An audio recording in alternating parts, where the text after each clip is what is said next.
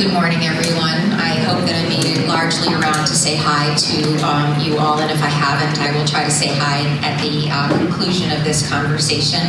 I'm very, very grateful for you all to be here today for what I think is a difficult topic and difficult conversation. As mentioned, my name is Chrissy. Please do call me Chrissy. I service down in Washington, D.C., and in fact, when this is concluded this morning, I will be heading down for votes this evening for a week of work down in Washington. By way of a little bit of background, very briefly, I serve our community, the 6th Congressional District, which is all of Chester County and the lower part of Berks counties. The new Congressional District will also be all of Chester County and the lower part of Berks counties, and so the district remained largely the same as a result of the 10-year process of redistricting. I am in my 3rd year in Congress, so I'm considered to be a sophomore. We get elected every couple of years, and so my next election will be in the fall. I am very, very grateful to serve you all. In Congress, I serve on the Armed Services Committee, I serve on the Foreign Affairs Committee, and I serve on the Small Business Committee. I think that's a very good reflection of our community. I hope it's also a good reflection of my background and my experience. I am also a veteran. I served in the United States Air Force as an engineer up at Hanscom Air Force Base, and I'm a 3rd generation veteran. My dad and grandfather served full careers in the Navy as P-3 pilots. My father actually met my mom because he was in my grandfather's squadron. They have been married for 55 years at this point in time as well. My brother served in the Army. My cousins are active duty right in the Navy right now over in Guam and in San Diego and among other places. And so military issues are very much core to who I am and to who I believe I need to make sure that I'm serving. And our veterans are some of the people that we must make sure that we honor for the service that they provided for us, for the country. So today's conversation is a little impromptu because, as you probably have been following the news, very, very recently an announcement was made by the Secretary of the VA that as a result of a piece of legislation that passed about, I guess, 5 or 6 years ago called the Mission Act, that 17 different facilities across the country have been proposed to have changes. Some of them fully closing, some of them not fully closing, but being modified in terms of the way that they're serving our community.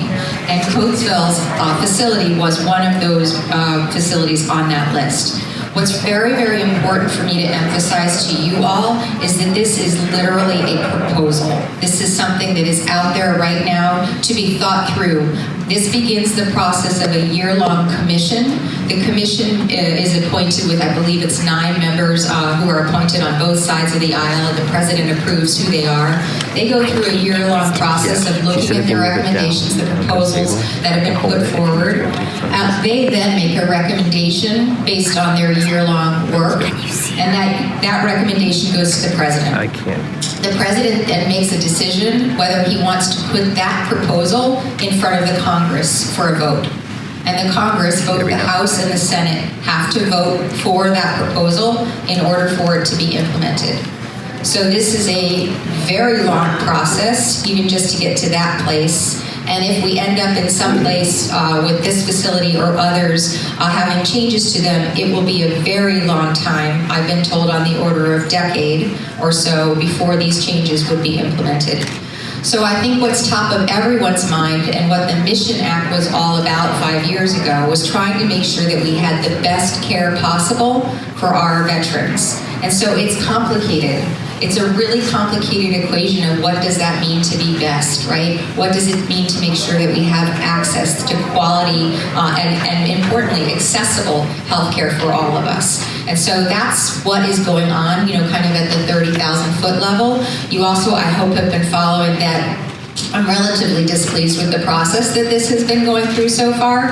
I've been on the phone pretty aggressively with the Secretary McDonough of the VA to ask him, to come here and to see what he is proposing. Because I think it is very important that he experience being here in our community and understanding the community that will be affected by that. I'm hopeful that he will say yes. I would give it better than 50-50 odds that he will. So with that, this is a very informal conversation. I'm not looking to speak anymore. I'm looking to listen. because I want to make sure that I understand, for those of you all who made the effort to be here on a Monday morning relatively early, that I understand what your concerns are. And I'm walking around the audience, I can tell you that the concerns are mixed.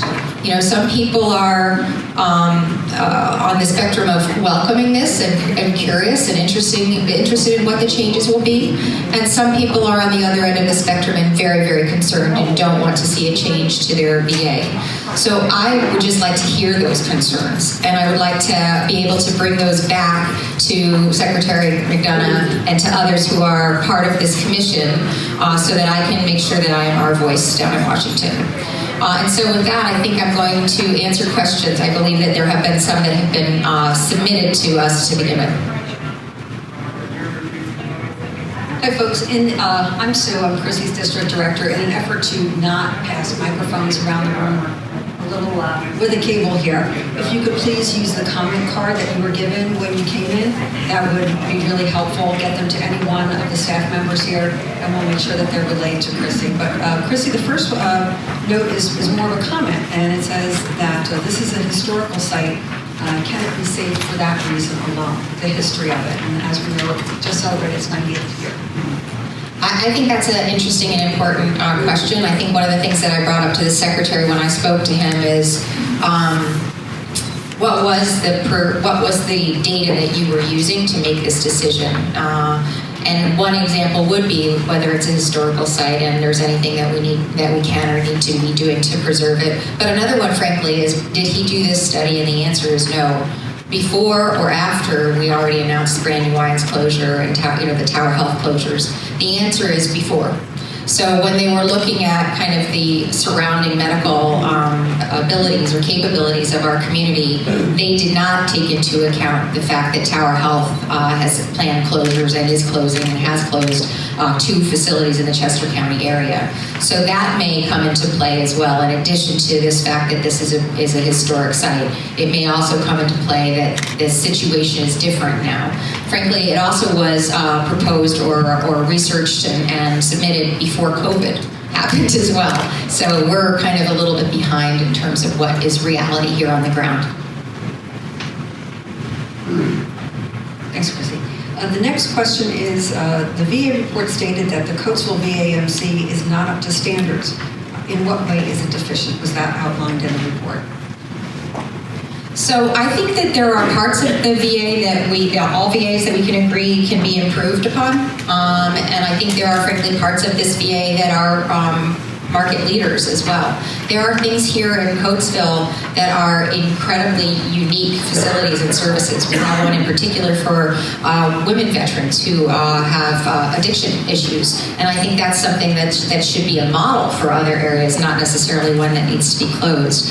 But I think that this report will dive a little bit deeper into what it is that is substandard and what needs to be moved off. I know mental health issues are ones that we are struggling with. We don't have, frankly, enough beds, not just in our VA facilities, but here in Chester County at large. So we're challenged and struggling with that as well. And these are very complicated moving parts. I talked about the Tower Health situation. We hope that that situation will resolve to be positive, and we hope that the positive resolution will mean that we'll have more mental health beds in our facilities.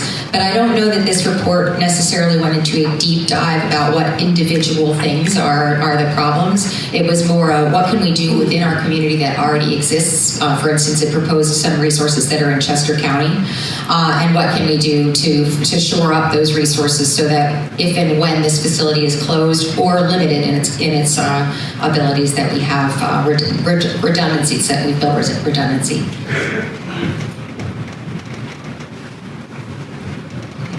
The next question from our good friend Fonz, is there anything set up via technology whereby the community can address their concerns or add a comment? I know a website. No, yes, hi Fonz, and thanks for the question. That's part of what this is about, and I also hope that in part of the commission, the one-year-long commission, that they set up a way for us to submit our concerns and our frustrations. But do please always call our office, and do please submit concerns to our office's website, which is houlahan.gov. It's not terribly complicated, although my last name is spelled a little bit unusually. So houlahan.house.gov is a place where you can go to submit submit your comments. I will be very, very active in speaking to the people who are on this commission and very, very much be bringing and elevating your concerns to these folks who have been chosen by the president to be on this commission. And so please do also consider me a person to talk to as well. This next one might be a little bit hard to quantify in this moment, but the question is about how much money have they spent on construction and repair so far on this particular VA hospital. Then the constituent says, we have lost our local hospital and I think we owe our veterans some kind of medical health. Yeah. I completely agree. I don't know that I can quantify exactly how much we spent on the facility recently, but I certainly can get that information to you and publish that or post that largely to you all. But what I would say is part of the concerns about this facility is that it's an aging facility. You know, this is a facility that requires quite a lot of dollars to maintain and to keep up to the standards, modern standards that we and our veterans deserve in terms of their care. And so you can understand and you can appreciate that this is a very, very difficult, when I talked to Secretary McDonough, he said, listen, I don't want to be doing this. This is what I have to do. The law says that I need to go out and I need to do this, study. I need to go through this report. I need to make this process happen. And he said, and many of the facilities are not in the best condition for our veterans. And so we need to be thinking about how we can bring better care and better facilities to our veterans. And so that was part of his conversation with me. The next question says, it's a comment first. My husband receives excellent care at the Coatesville VA. He's there right now as we speak for care. So this nice lady is representing him. He has had problems with private care and doesn't want to switch for it and doesn't want to travel for King of Prussia or to King of Prussia for care. It's very far from their home in Akron. This is one of the things I expressed to the Secretary of my frustration because he mentioned that there are apparently a lot of veterans that come from Delaware and come into Chester County for care, and wouldn't it be great, he mentioned, if the care were available in Delaware, and I said, well, sir, that's great, but we have a lot of veterans who come from not just Chester County, but westward of Chester County, northward of Chester County. They're not necessarily going to be any less inconvenience than your folks who are coming from Delaware if you end up asking them to go to Delaware. So this was part of the conversation that we were having, and he did mention the King of Prussia, area, and I did push back and say, you have to understand the geography here as well. The pathways that people have to commute or to travel to places for care are not always evident and obvious. We don't have in our area terrific regional rail that's going to get you from here to there to King of Prussia as an example, or bus systems or any of those kinds of things. And so that's one of the reasons why I want him to come, and I want him to kind of see the pathways of travel. Importantly, we can solve for these problems. If the issue is travel to facilities and making sure that people can get to facilities, then at least we need to go eyes wide open and say this is one of the issues that we need to solve for. So when we're going through all this year-long process and then whatever happens after that, this is why this is the beginning of a proposal and not the end of a process. This next question is pretty timely considering the segue to our next event, which is about economic development, particularly in the city of Coatesville. So the question is, many concerns for veterans and the services they receive. However, more concerning is the economic impact on Coatesville community, the job loss, accessibility to the next VA, King of Prussia, Maryland, Philadelphia, etc. Yeah, that was another thing that I talked to Secretary McDonough about, which is I said, sir, you have to, kind of appreciate this community. This community has already been struggling with an uncertainty with Sikorsky helicopter. This community has already been struggling with the fact that we went through Hurricane Ida together and a flood before that. This community is an opportunity zone. This community has 1,300 employees at the VA that we need to make sure that we're taking care of very good paying jobs, and then the ancillary jobs that happen as a result of the VA being here in this area. I completely understand the anxiety of what is going on here in Coatesville. It's one of the reasons why I hope that you have seen me very, very present in this community since the minute that I took office. And in fact, the very first official trip that I took when I took office even before I was sworn in, was to the VA for Christmas dinner. This is a very, very important, fundamental part of our community, the VA hospital and the Coatesville community, and we really need to make sure that we are explaining what is happening in our community to Washington as well. The next comment has more to do with mental health and services for veterans, and concern about that the potential closure might put veterans on the streets, and lack of access to mental health care, particularly with the closure of Brandywine Hospital. So I'm also really concerned about this. Issues of mental health for our veterans are personal to me. And my family, as I mentioned, are veterans, and some of them, and frankly myself included, have had issues where we need to make sure that we have access to mental health. It's nothing that we should be ashamed of talking about. It's really, really important to talk about mental health, just as we talk about physical health. And so we need to take care of our veterans and make sure that they are having access to good quality mental health care wherever they are. And some people, frankly, are not always within proximate driving distance to a VA hospital. My brother is several hours from a veterans hospital in Iowa. He lives in Iowa, and he's, as I mentioned, an Army medic, a veteran of the Army. And so we've had, he and I, conversations about making sure that even here in our community where a VA is relatively accessible, that there really are still a lot of veterans who are out in our communities who don't feel as though they're welcome at the VA, who feel as though that they may be uncomfortable, coming to the VA. So on issues of mental health, we still have to make sure that we're finding the veteran and finding the person who's suffering and struggling where they are, with care that they can access, both physically and also emotionally access. And so, yes, we need to work on mental health issues for our veterans here in our community and make sure whatever solutions that we have are accessible to people, but it doesn't always necessarily have to be just a VA solution for those folks. We also need to worry about all of our mental health. And as we've gone through the last couple of years, I think we've created kind of a ripple effect where we're probably going to be feeling the consequences of the last couple of years mentally for a while, if not for immeasurable amounts of time. And you're not wrong to worry that here in our community we've lost access to mental health facilities. There's some good news. The good news is that Washington knows that this is an issue. And Washington, through the American Rescue Plan, has sent a bunch of resources for mental health issues as part of the COVID relief plan. And Washington is part of what was formerly titled, I'm not sure what we're currently calling it, Build Back Better. Those aspects of that particular piece of legislation had very, very significant resources for mental health, not just for us who are of a certain age, but also, frankly, for our children as well, because our children are, I think something like 40 or 50% of our children are also accessing mental health resources at this point in time. So we have a lot of work to do in this space, definitely. And I am very much hoping that by articulating this to the Secretary, that he also understands that we have a dearth of capabilities here in this community as a result of the closure of some of our hospitals.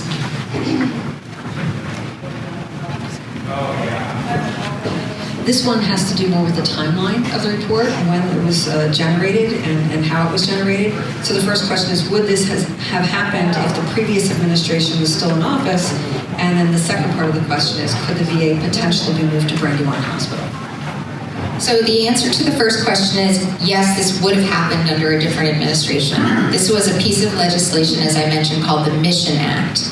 And the Mission Act was passed in the 2015 Congress. We are now in the 2017 Congress. It was passed under the Republican administration. It was passed under President Trump. And the report was mandated that it would happen now as a result of the piece of legislation that was passed in 2015. The second question is, I think important, well, let me back up on that one. That's the process, that's the law. But the law also says this is a proposal, and the law also says it's going to take literally another vote of Congress for us to be able to approve of this proposal.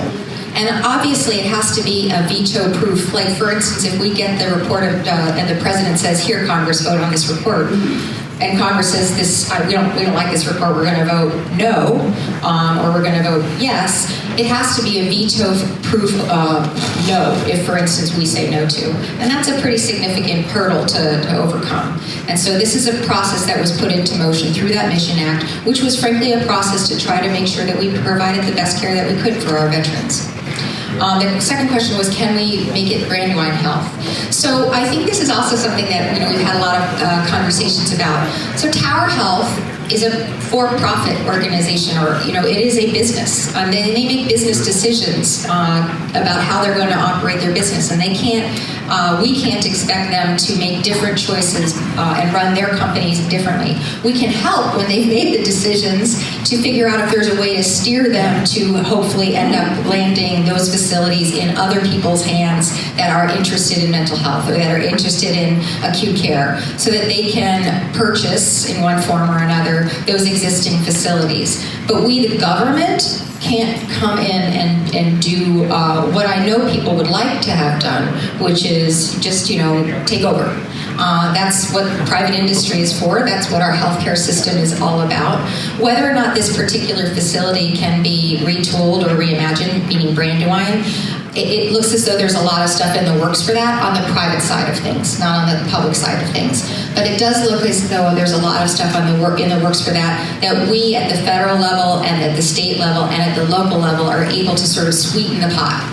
So to say to a private company who might be interested, as an example, in Brandywine, hey, if you guys come here, we'll help, with the finances. We'll help to make it attractive for you to be here. So that's what we have been doing at the federal level, and also I know that your state and local electives have also been doing it at the local level too.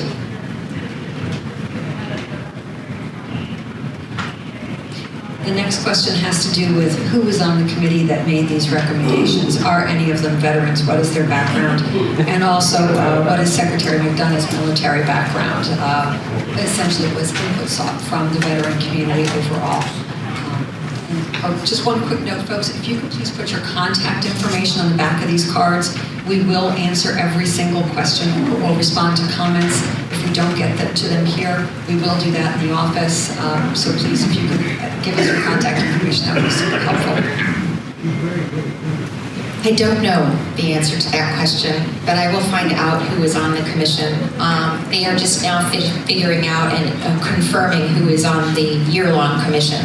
So those people, I believe it's 9 or 7. I know that I'm getting my numbers a little bit off, but 9 or 7 people have to be confirmed by the Senate in order for this process to start. So I am getting the impression that it's a mix of Democrat and Republican, and I'm getting the impression that some of them are members of Congress or members of the Senate, but I don't know who those people are quite yet either. Although Secretary McDonough did say that he would share that information with us when it was finalized, and I'm not sure if he's shared it with my office and I haven't seen it yet or not. In terms of his qualifications and backgrounds, he's very, very committed to veterans. Please understand that this, I think, was very painful for him, too. I think he, frankly, would not have been in support of the Mission Act. And so he arrived into an organization where he had, to sleep smartly and carry on and do the work of the law. And so I think that this is a very painful process for him, too. And importantly, he was also supposed to come up here, what year? In December. Right. And I asked him, sir, did you know in December when you were going to be coming up here if this was, that Coatesville was on the list, and could you have not maybe shared that? And he said that he did not know in December. This next question has to do with the workforce that's at Coatesville and wanting to know who and how was the study conducted, and was any thought given to the workers that are there, the folks that help take care of our veterans. Do we have anybody here from AFGE Yeah. Hi, thank you for being here. Yeah, this is definitely a huge concern. These are terrific people doing a terrific job, working in jobs that we very much need to make sure that we continue to maintain. And so I don't know that there necessarily was anybody sitting in, from AFGE as an example in the original section. Maybe, sir, you can tell us if you know of anything like that. Chrissy, I wrote the question. I'm Mark Family. I'm president of NAID and also the deputy secretary for the National Association of Government Employees. The reason I asked the question is because we're not getting the truth. You're not getting the truth. These veterans aren't getting the truth. And as a Marine Corps veteran, I am very much concerned that the truth is not rolling out like water. Yeah, me too. Sure. And with that is, I was told by the visiting director, by Secretary Dennis, that they came around during the commission and they communicated with employees. Well, under 5 U.S.C. 7142, the government employees can't talk to our bargaining unit employees unless they invite the union to sit in on the conversation. This didn't happen. I sat in on all the visiting directors meetings through the country, and I asked the same question. To date, I've not found any employee that the commission spoke to while the union was present. Thank you, sir. And that's so concerning because I feel the politics of it is going to interfere with the care of our veterans. And no one does it better. And folks need to understand that Coatesville VA Medical Center at one time was the largest psychiatric facility on the East Coast. And with the closing of Emeryville and all the state psychiatric institutions, where are our veterans going to go? And our veterans, they just don't have psychiatric issues. They have dual and triple diagnosis. Yeah. And your health care on the outside, it only takes care of 30-day stay. Our veterans are happy. The employees are happy to serve the veterans. And I'm hoping that we'll get to meet and have some conversation so that we can help educate you on what we found out and what's not being told to the public. Yes, sir, and thank you. I very much agree with that sentiment, and I really, really look forward to when the secretary comes to making sure that you and others are at the table or part of the conversation. I want to also make sure that when he comes that he doesn't just see our facilities and the people that populate it, but that he also understands our larger community as well. And the other misnomer I'd like for everybody to understand, having worked as a pipe fitter in engineering at the Coatesville VA Medical Center, at one time, the engineering department, the plumbing shop within itself, had 17 employees. They're down now to 5. You can't maintenance and do repairs to keep a facility functioning if you don't have the staff. And it's costing more taxpayers' money to repair with new than to go in and do constant maintenance. And that's the ideal of the facility engineering section, is a maintenance crew. It's not a repair crew. No, and I articulate this as well to the president as well, and his staff. I was at a celebration of the Violence Against Women Act being signed, and that was sort of the time when all of this was being announced. And we, reap what we sow in a way, that if we don't invest and spend the resources that we need to be able to keep facilities maintained and to be able to have the staff that are able to keep facilities maintained, and we shouldn't be shocked when the facilities need maintenance. And that, I think, is the cycle that we're in right now. Congresswoman, can I ask a quick question, if I may? Sure. It's too long to write down. I don't need the mic. Okay. So, it's interesting, his position. I represent, I'm Howard Crawford. I'm a retired Air Force Medical Service Corps officer, so hospital administrator. I was also a medic for 10 years prior to that, so I enlisted. So different perspective. I've been to every single VA hospital in this country. I've seen the state-of-the-art Bay Pines, absolutely beautiful. I've seen the ones out in Hines. I've seen them all around the country that are brand new. And I know someone who's been through BRAC more times than I care to admit, change isn't always a bad thing. A new facility for our veterans is just as important. I mean, I left Coatesville because I had horrible care. And I went to Wilmington, and then I found tons of veterans at Wilmington that were from this area as well. Now, I came back to Coatesville because my wife's physician left U-Penn and came here, and I love her. She's wonderful. But my experiences haven't always been good. I ask all my members of my American Legion Post, and I will tell you, it's 50-50 on how they view the care. That's the reality. As a hospital administrator, if I put that hat on, to me, a place that's been built in 1938, maybe it is time for a change. And I know it's probably not a popular thing to say, but we as veterans deserve quality care in new state-of-the-art facilities. My doctor's office, the heat in the room was 110 2 months ago, and she couldn't open the window. Come on, guys. So I think we need to open and embrace change, and I think that doing this forum, I want to thank you, gives us that ability to share both sides of that. So. Yeah, and I do want to say, guys, this is super complicated, right? There's a lot of moving parts here. We want to make sure that, and my North Star is quality, accessible care for our veterans. Period. However that happens, wherever they are, that is the North Star. And so this will be how I hopefully help and represent us, but I do appreciate and value all of the opinions, which are very, very diverse. I can tell you that our opinions are quite diverse in our community, which is not surprising because we're a really diverse population. This next question and comment has to do with potentially some of the proposals of a new outpatient building being directed. Any ideas to the timeline of when more details will come forward on the proposed changes and not just focusing on a potential closure? Yes, and this is the best that I can give you, the best information that I have from our conversations down in DC. This is a long process. This is not something that's going to happen tomorrow.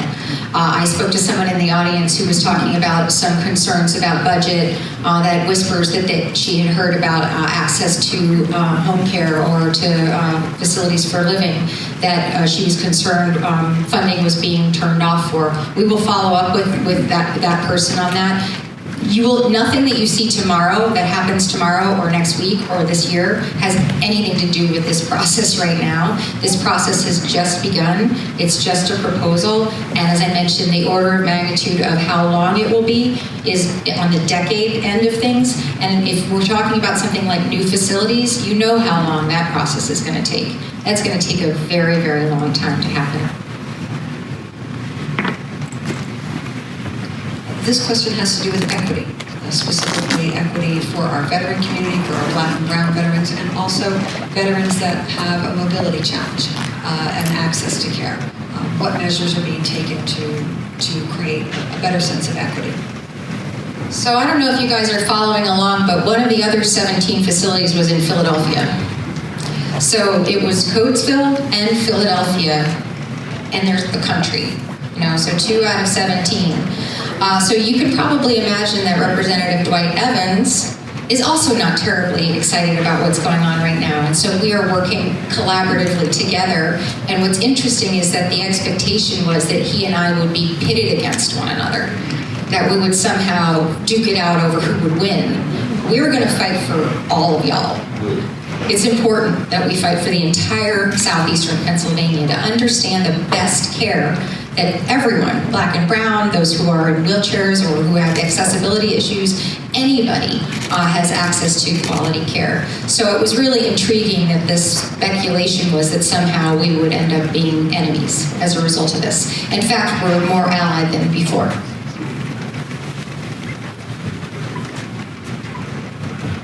Again, this has to do with accessibility and distance. So this person writes that they are a 51-year employee at the Coatesville VA, and that our veterans simply need VAMC. Buildings may be old, but they're better than a park bench, so our measures being taken into consideration to make sure that housing is also provided for our veteran community. That's really very eloquent. It's something that I will bring down with me. That phraseology exactly is something that I will bring down with me and share, because that is exactly my concern as well. And while it's complicated, and while we want to make sure that everybody gets modern and better care, we also have to recognize that in many cases, we veterans are a fragile community, and we need to make sure that we're not letting anyone slip between the cracks or fall behind. And so I worry too, and that's one of the things that I appreciate whoever wrote that. I will use that and keep it in my heart and my mind when I go down to DC.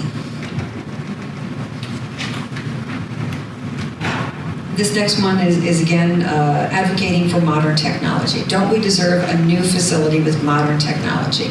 They specifically mentioned Bay Pines as being a new facility and renovations that need to take place in Coatesville.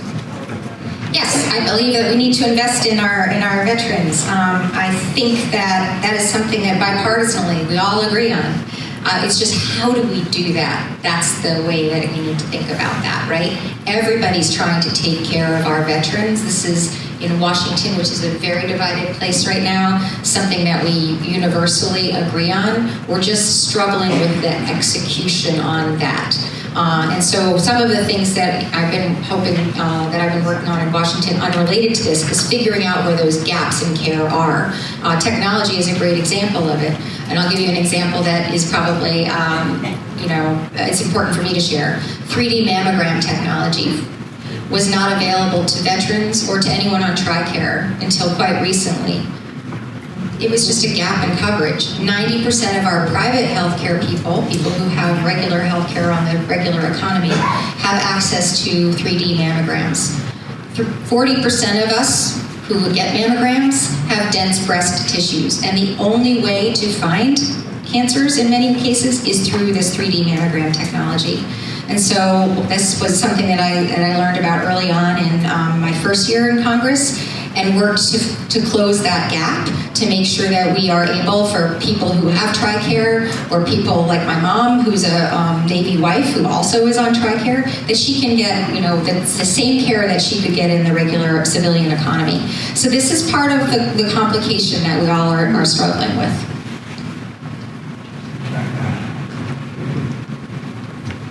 Our last two cards really have to do more with information that will be followed up as far as casework for individual needs, but one specifically is making an outreach for Americans who served as interpreters and how they can get care through a VA. Could I add like a few different things to that? Is that your question? Yeah, that's my question. Sure. I was in school in the University of Michigan in Ann Arbor. I was recruited heavily, as many of my colleagues are. When we went down to Iraq, we had no training, zero training. The first time I learned about combat landing was when the plane was doing combat landing. Every day was a surprise. We were not staying at the Hilton with Sheraton. We were exposed to fire pits, to depleted uranium. We were shot at. I came back with PTSD. I've been unemployed for over many years. Last night I got 3 hours of sleep. I know that in America we say justice delayed is justice denied. And I know that women of the Auxiliary Air Force did not get their veteran status in 1977. The brave men who had the most casualties in World War II, the Merchant Marines, did not get it until later as well. How long before men like me who lived their happy life in America to go and help and serve can get some help? Because my family is not getting a return on investment on it. I went to one of the top schools. I did not get to graduate. When I came back with PTSD. And I would love to hear from you. Thank you. Yes, sir, I wish I could plug you. I'm sorry. And we actually, you're not wrong about the justice denied aspect. We thankfully, just about 2 or 3 weeks ago, passed burn pit legislation that has been in the works for quite a long time for our veterans who have served in sort of the war against terror era. Many of you all, you're absolutely right, we're exposed to toxins that have all kinds of implications for your health. And we owe it, we have a duty to you to make sure that we are tracking you and taking care of you and your health physically, but also your health mentally as well. I am really, really sorry to hear that. Would love to take up as a case, if you'd like, on this. Perhaps is a good transition because we have about two minutes left in our time. making sure that I'm able to provide whatever resources, additional resources or ideas that my office has for you. And also, importantly, if you have ideas that can be translated into legislative action, that's what is really part of the beauty of this kind of work that we do, is we want very much, and this is, and I'm sorry to transition, but I will make sure that we connect with you. But this is what this office is all about, right? This is what your representative office should be all about, which is your pains or struggles, the things that are, you know, keeping you up at night, literally, the things that you can't access, that the federal government, that you deserve, you know, access to. This is the conduit. This office is the conduit to that. And so if you have issues, what you guys will do is you'll call our office, and we get thousands of these calls. We get tens of thousands of emails and calls every month.